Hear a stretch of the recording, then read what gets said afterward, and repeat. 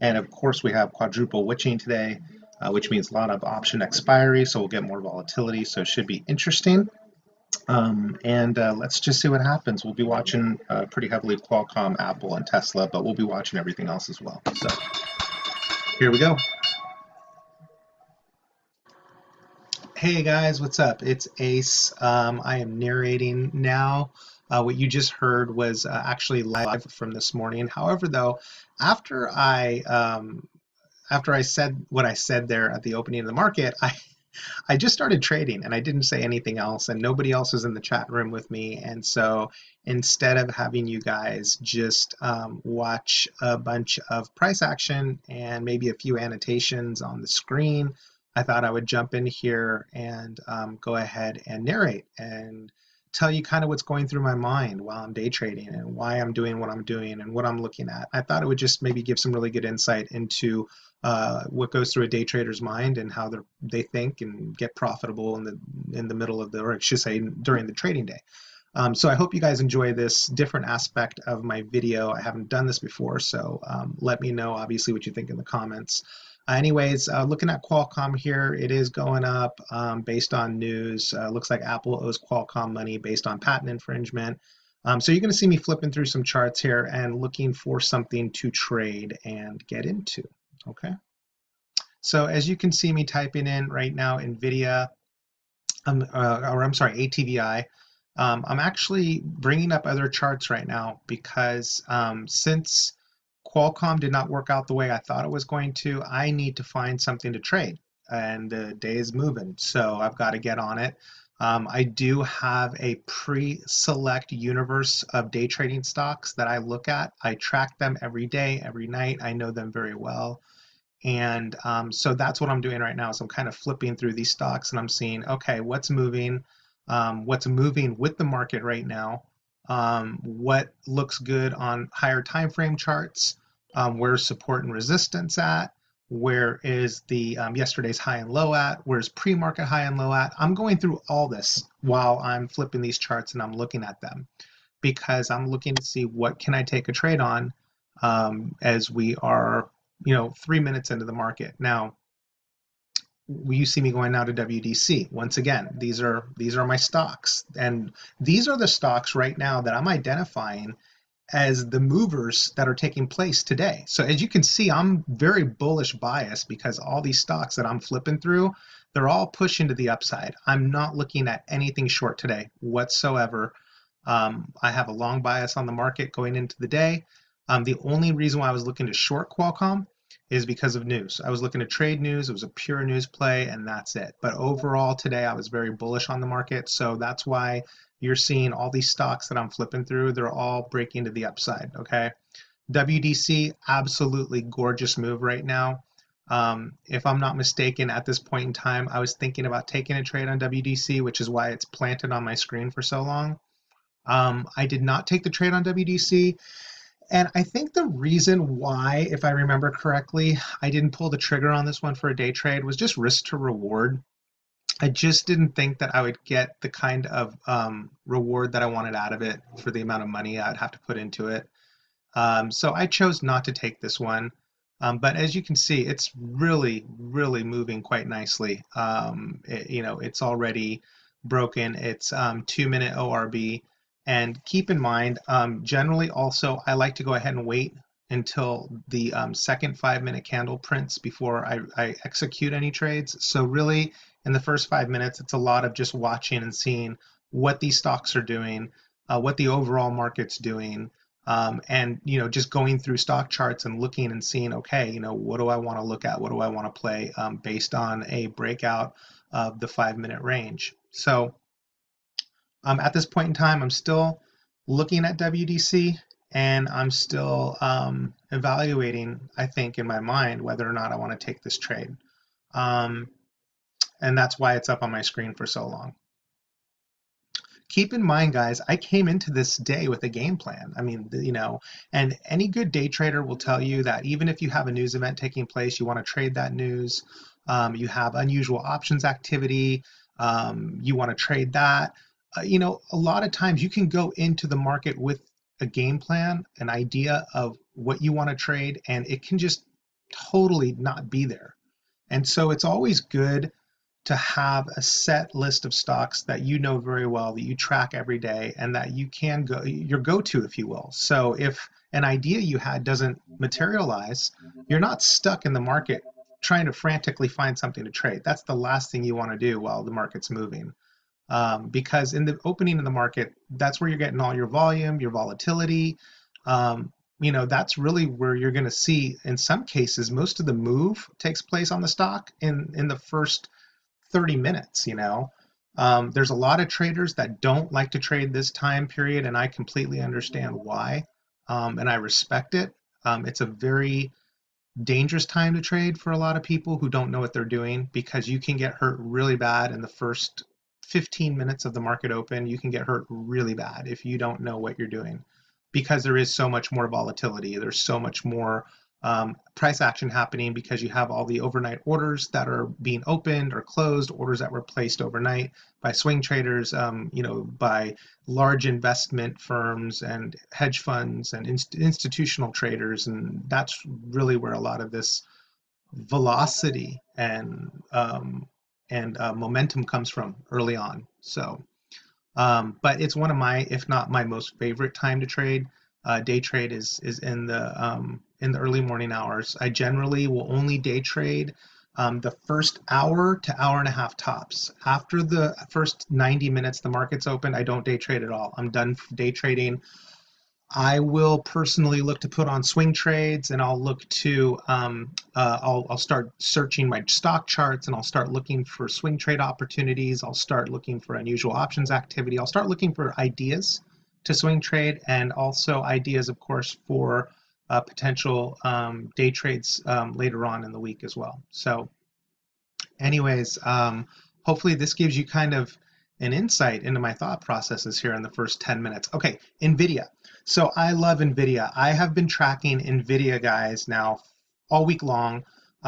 And as you can see, I'm going back to WDC, still loving that WDC move. I really was so tempted on taking a trade. But like I said, ultimately, I decided the risk to reward wasn't worth it. Getting back to NVIDIA, and you're going to see me bring up the NVIDIA chart again here in just a few minutes. I wanted to get back to NVIDIA. I have been tracking NVIDIA all week long, and I've actually scalped NVIDIA several times this week, made really, really good money on NVIDIA. Okay, real quick, before I talk NVIDIA, let me go back to this, because I'm bringing up a WDC options chain, right, or excuse me, option right now that you just saw me put on the dome. And so I'm actually looking at trading this. As you can see, I loaded up the 48.5 calls. These are front weekly expirations. That just basically means these calls are going to expire this week. It looks like I'm looking to trade 2 contracts on it. And this is my thought process here. I clicked it down to 1 contract. My thought process was, you see on that, well, okay, I switched the chart. Anyways, you saw that topping tail on the 2-minute. I did not like that. I went back to NVIDIA. As I was saying, I love NVIDIA. I've been scalping this all week, making really good money from it. It's been running really well. It's up 10.82% for the week. As this is being filmed early in the morning, it was up 10.82% for the week. And NVIDIA gives me such a good risk to reward ratio when I'm playing it. It's got to be one of my favorite stocks to scalp and day trade right now. So as you can see, right now I already have the 167.5 calls loaded up, and I am looking to execute that order. The 2-minute looks really good, the 5-minute looks good, and there we go. You see the limit going in, and I am not getting filled. I'm trying to get filled at the best price possible. So you're going to see me try to go in again, and I am not getting filled again. And now I'm getting frustrated because I don't want the move to take off without me. So I'm going to go in now for a 3rd time, and this time I'm going to go higher on the dome, and boom, there we go, and I get filled. There we go, I just got filled. So now I'm in the trade, opening at 169.83, and I am in the trade. So you're going to see I mark it there with a yellow line for myself, so that way I know where my entry is, okay? Once again, now that we're in the trade, I can explain to you, I absolutely love NVIDIA. It's been really good to me this week. At the time that I was filming this at, 6:40 in the morning, NVIDIA was up 10.82% for the week. The technicals on the 15-minute, the hourly, they all looked so good for a continuation run. So NVIDIA was already high on my bullish list for this trading session. And right along with WDC as well. That was another one that has been doing very well. NVIDIA is also ranked number 1 in the tech sector because I always do look at sectors. I look at sector rotation as well and sector analysis. I always want to be trading the strongest stocks in the strongest sectors, or if I'm shorting, I want the weakest stocks in the weakest sector, or at least the weakest stock within its own sector. But I always try to go strong sector, strong stock, and weak sector, weak stock. Because of course that's just going to give me more wind at my back when I'm actually in the trade, and it'll give me more wind at my back if all those market variables are lining up, so I can make the most money possible. So as you can see, we're doing really good in our trade right now. We're at 170.41 now. At this point in time, I watched the 2-minute pretty close. The 5-minute's gorgeous. It's 10-minute ORB. So we have our 10-minute opening range breakout. And this thing is just a rocket ship right now. I mean, also at this time, I'm looking at the NYSE tick and the NASDAQ ticks, and I'm looking to make sure that we have more stocks that are ticking up than ticking down, which is what the case was at this time. Also, I know you can't see it, but I remember I was looking at the QQQ chart, which I have on another screen. That QQQ chart at this time was also ripping up. So, I mean, this is what I'm talking about, guys, when I say having the wind at your back. I'm putting as much of the odds in my favor to make sure that I'm trading a stock that is strong, that has volatility, that has momentum, that's moving with market direction. The market's moving up, the sector's moving up, the stock is the #1 stock performing in the sector to my watch list. Let me preface that because I only base everything off of what I look at. There may be a stronger stock in the tech sector that I don't trade, but for my universe, my world, NVIDIA is #1 at 10.82% up for the week prior to this move. So I'm loving it. I am loving it, loving it, loving it. And you're going to see me exit out right here. You see that limit will go in. We're going to exit. We are now out of the trade. And believe it or not, that little move from 169.85 to 170.75, I think is when I got out. Almost almost like a 90-cent move got me 25%. 25% on my contracts. That is just absolutely gorgeous. That's a great trade. I'm actually think I'm screen capping something there. But anyways, that's just a great trade. As we watch the video roll on a little bit, I could have gotten more out of this, a little bit more. I'm going to keep this rolling here because I want you guys to see. And I think I keep it on the NVIDIA screen for a little bit longer because I'm looking at the trade and I'm asking myself, man, did I get out a little bit too soon? Honestly, I love where I got out. I wouldn't change it. The reason why I got out is because at that 2-minute candle, not the one that's printing now, but the one right before it, it formed a little bit of a tail up top. Maybe about 20% of the candle was a tail. I didn't want to go ahead and see a rollover. I mean, I'm scalping this thing. I'm not day trading it in terms of trying to be in it for 10, 15, 20 minutes. I'm just trying to be in it for 5, maybe 10 minutes tops, catch a move. I'm leveraged. I'm in front weekly contracts. I'm making really good money on these micro moves. So I don't want to push my luck. And that's why I exited so quick. But as you can see, I'm watching this because I'm just curious. I always like to see how much further what could it have run. I made 25%. Could I have gotten 30%? Maybe 35%? Would I have been an idiot? And would I have watched it roll over on me trying to get more and given back some of my gains? Like I said, 100% happy with where I took my profits at. But I am watching this right now, and I am, as you can see, I am just seeing, hey, how did I do? So once again, I really love where I got out at. I think it does run up a little bit more, but quite honestly, on a scalp, I wouldn't want to sit through this. And if you notice, look at price right now on the 2-minute. The Qs, if I remember correctly, are still pushing up because I was thinking that in my mind. I'm out of the trade, but the Qs are still pushing up. And yet this thing is not pushing up with the Qs. When you see that, that's not a good sign. When you see the Qs are still pushing up and you see your stock is like being stalemated right there, it's just hanging out, it's not doing anything. Generally what happens next is a big rollover and a downward candle that I obviously would not want to have to see through. So that was another reason why I chose to exit, was because not this 2-minute candle, but the one before it. That's why it formed that upper wick on the upper side of the candle, is because it was doing the same thing this candle's doing. It was having a very tough time pushing higher.